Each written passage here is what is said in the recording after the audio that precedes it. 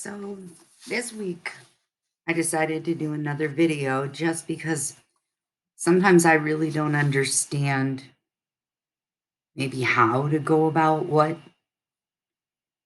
they're saying in the class, how much I already do. It's really hard. So I wonder, am I really operating from a critical care lens? And I believe I do in many ways. Can I improve? Of course I can. I Can I be different with student seating? I've already changed so much of my library to have stories that include um, people who look like my children. And we have a social contract.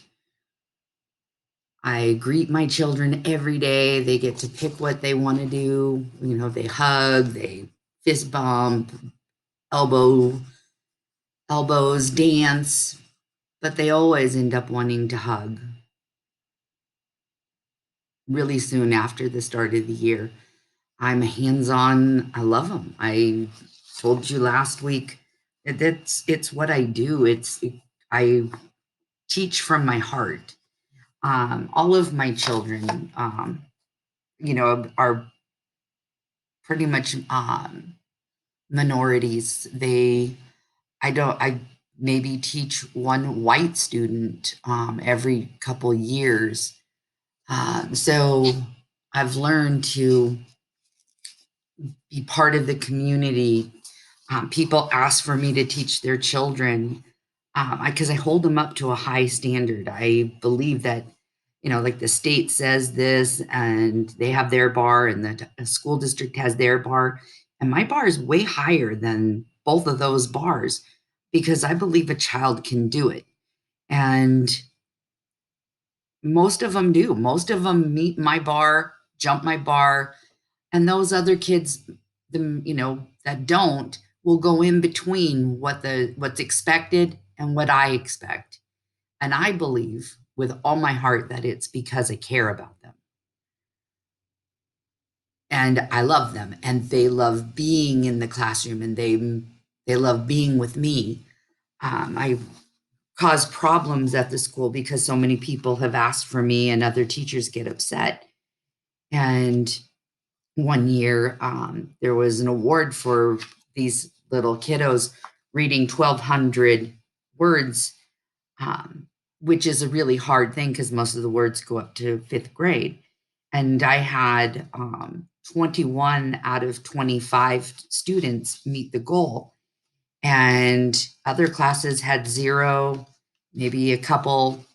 And parents were actually in the office wanting to know why their child doesn't get the same education as the kids in my room. And my principal, he was angry. He was like really mad at me. And then later he just, because first he was telling me, you need to fit in more. You can't keep standing out like that. And I asked him, what do you want me to do? Do you want me to dumb down what I do? And he's like, no, that's not what I want you to do. And he says, I want you to teach the teachers to do what you do. And I reminded him that I've already given him everything I do, all the materials that I use. Um, and then he called me back because I left crying. And he called me while I was on my way home. And he told me he was sorry. And he said that he talked to the assistant principal, and they understand that people can't be me. They not everybody teaches from their heart. No, I want to change these students' lives forever. I want them to love reading. I want them to love, learning, that they will become lifetime learners. I tell them how I taking classes. I tell them I'm not perfect because lots of kids think you are. So I make lots of mistakes, some on purpose. And and they love when I do, because they like to correct me. So, like when I look at the three C's, I think coordination is probably the one that I could look at really well, going in and seeing, in my classroom, what do I have in there that, may not represent the kids that I teach? Maybe I could make it more equitable. I do a lot of collaboration in my class that students learn and teach each other. I do that pretty well, I think. I know I could always be better in anything. Check for understanding. That's how I operate. That's how I teach. I online, I hold them, back if I see that they're struggling with something we're learning. I run a lot of intervention. I really want these children to succeed, and that's my job. It's my job to do that. And what people don't understand is that I would do this job even without being paid. I like getting the paycheck, but I love being around kids. I love being part of their lives and knowing that I can make a difference, because one day I won't be here anymore, but the mark I can leave on this world is the future. And if I could make a difference in that child's life, and then they have children and they make that difference is passed on, then that's my legacy. I live on through the changes I made in these children's lives. In this picture is another, this isn't Skylar, the one that I talked about last week. This is Donovan. Donovan was actually in my class the same year that Skylar was. And it was a little bit of a debate at the beginning, because Donovan is a very highly autistic student, is mainstreamed. And Donovan was a headbanging little kiddo, and they put him in my class because I'm very structured and routine, and so he would always know what to expect. They prepped him for a few months before he came into my class. He'd never made it through an entire day of school without having to be picked up early. So they gave me Donovan, and then when the principal asked me to take Skylar because the teacher that he was assigned to couldn't handle him, I said, "But what about Donovan?" And he's like, "Oh," and he says, "I didn't think about that." And so I told him I would try it for a couple weeks and see how I could manage Skylar, who was what people described as a feral child, because he was wild and uncontrolled. And then Donovan, this little autistic boy, and I told you before that Skylar changed my life. Donovan did too. I really, at someday I'll write a book about how they changed me and how profound um, teaching can be if you learn from the students at the same time and change the person that you are. So I had Donovan and I had Skylar, and Skylar is on one side of the room, Donovan's on the other side of the room. They're both first graders, and they ended up fighting for my attention. This little boy that's in this picture right here, Donovan, background came that he had been beaten as a 2-month-old baby. If you see at the top of his head where his hairline is, it's actually a crack in his skull, where his skull is a little bit higher than the other part. And he had been thrown against a wall, and it had cracked his skull in half, and he was starving, and the mother had left him in a seat and covered him with a blanket and was waiting for him to die when he was found. And they told the grandmother when she went to go and get him that he would never talk or walk or um, learn, that he should just be put into an institution. And grandma didn't believe that, and grandma took him home, and grandma helped him. And his most profound was his autism.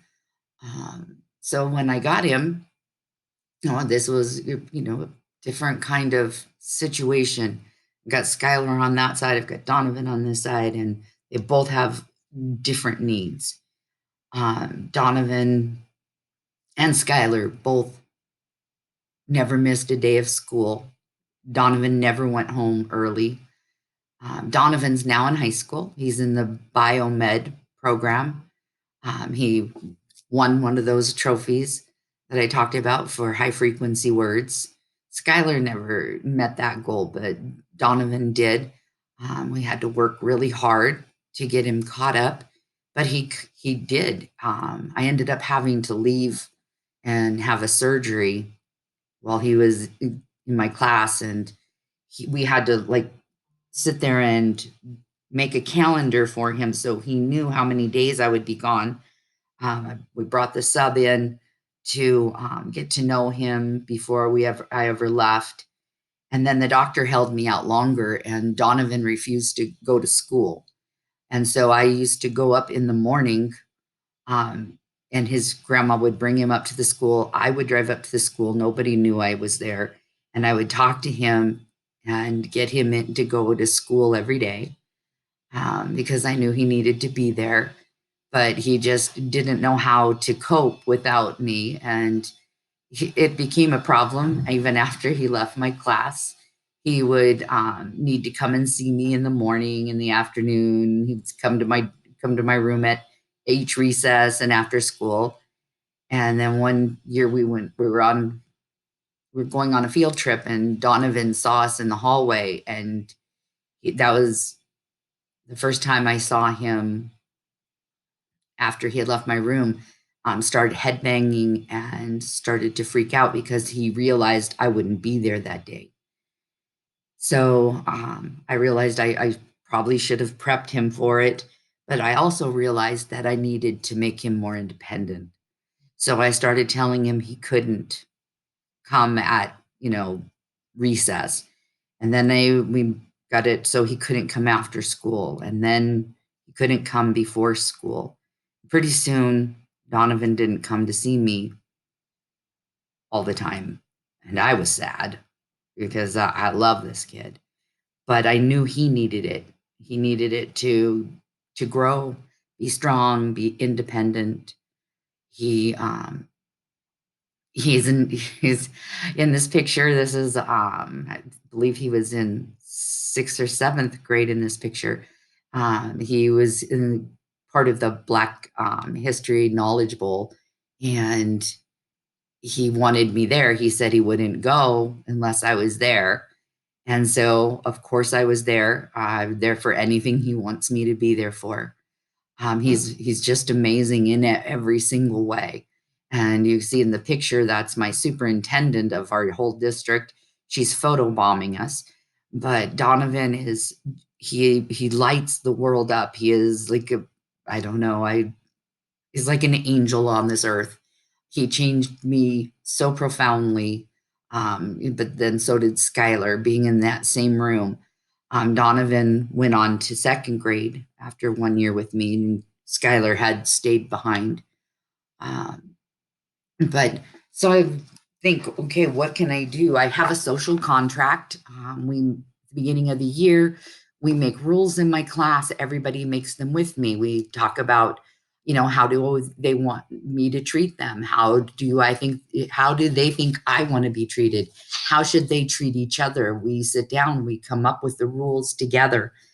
We focus on a word each day and try your best, or no, having a more quiet room. So we pick, and then one of the students in the class um, watches the how we perform that day and grades us at the end of the day. Did I do, and I'm part of that. And so, I've always looked at, how can I close the achievement gap? And there is a huge, and that maybe it's that part of me that holds some kind of, I don't know, I can't say it's racism per se, but there are parents who don't care. And I know that it's probably, more likely from ignorance they didn't learn. And, I see it in the generational poverty cycle, that some of these parents, most of these parents that I have my kids teach, they, give us the history of the child and the parents. And so many of them didn't finish high school. So they don't value the education system. They don't value education the way that, I'm pushing the children to do it.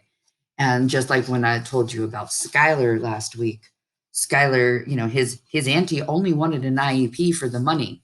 And she was determined to make him fall behind. And he ended up with the IEP, and she ended up with the money. It's a sad cycle because parents are actually, informed by people that they can do this. And for money, they want their kids to fall behind.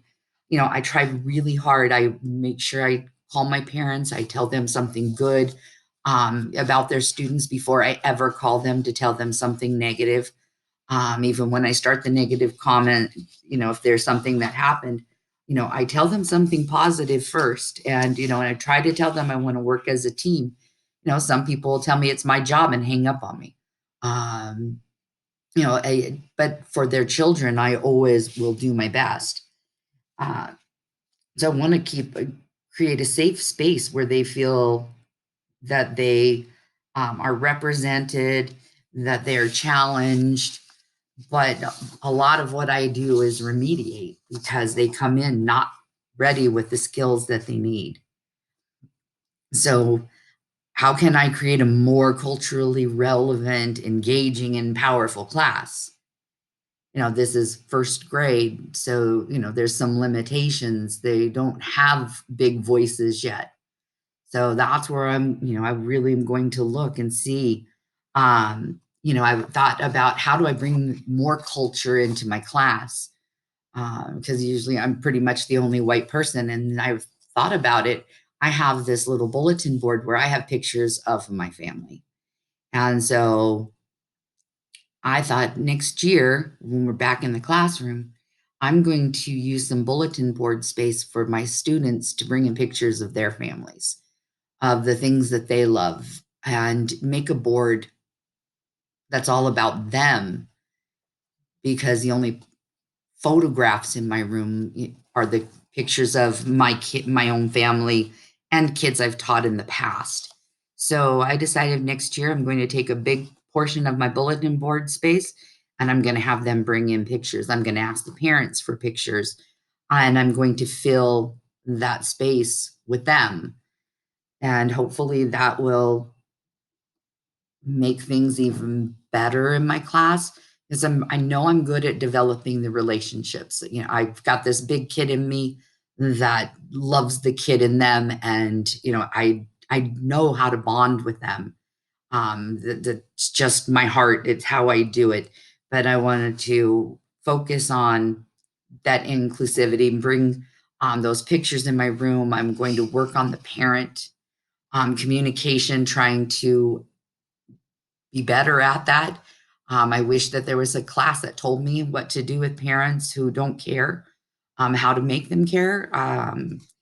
If I could go and make an adult class to teach parents to be better, I wish I could.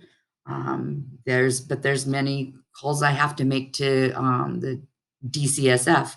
The That's the government agency for child abuse. Probably one third of my class is homeless and foster. There's a lot of problems that are happening in the community. So I just want to have a good balance. And so I'm going to focus on the coordination.